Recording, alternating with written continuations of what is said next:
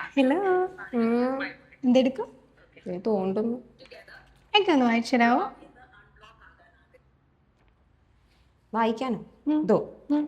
ഇതിനകത്തൊന്നുമില്ലല്ലോ. നിങ്ങൾക്ക് എന്തെങ്കിലും വായിക്കാൻ പറ്റുന്നുണ്ടോ? ഇല്ല.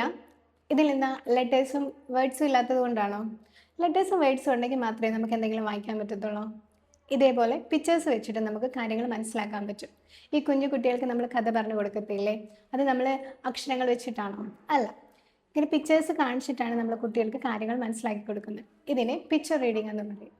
3 വയസ്സ് കഴിഞ്ഞിട്ടാണ് നമ്മൾ ശരിക്കും കുട്ടികൾക്ക് അക്ഷരങ്ങൾ എന്താണെന്ന് പറഞ്ഞു കൊടുത്ത് തുടങ്ങുന്നത്.